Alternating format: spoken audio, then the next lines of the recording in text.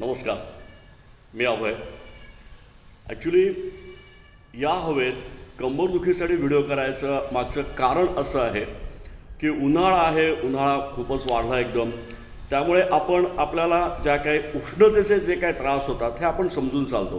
काय पित्त वाढतं आहे, डोकं दुखतं आहे, मरगळ येते, खूप दमल्यासारखं होतं आहे आणि त्यासाठी आपण विविध उपाययोजनासुद्धा करतो. परंतु लोअर बॅक पेन म्हणजे सेक्रोइलॅकमध्ये पेन आणि त्याच्या अनुषंगाने येणारे वेगळे त्रास म्हणजे इन द सेन्स की सायटिका नर्व पूल होणं किंवा पायाच्या मागचा भाग हे पूल होऊन दुखणं, मसलवरती स्ट्रेन येणं, हे आपल्याला उन्हाळ्यामुळे होतं आहे हे आपल्या लक्षात येत नाही.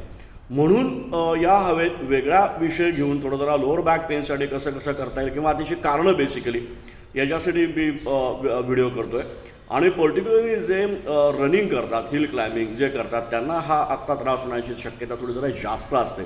कारण असं असतं की उन्हाळ्यात थोडा तरी आपल्याला व्यायामाचे प्रकार थोडे बदलायला लागतात किंवा थोडं ॲडिशन म्हणून थोडे जरा वेगळे आपल्याला व्यायामाच्या पद्धती करायला लागतात.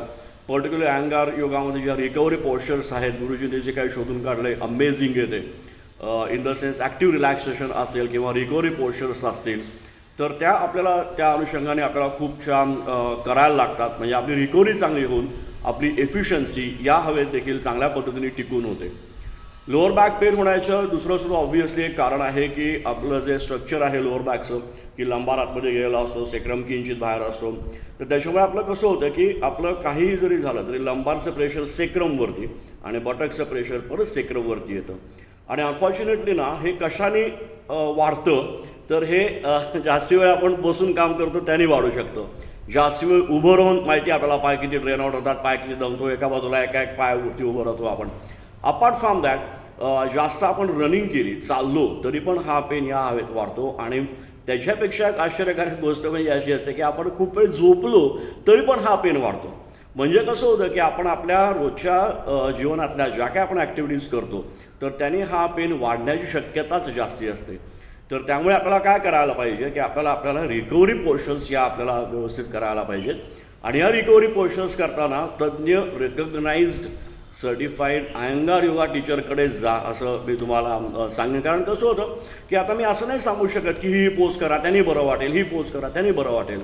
जसं मागच्या अकाउंटमध्ये लिहिलं होतं की it depends upon many things.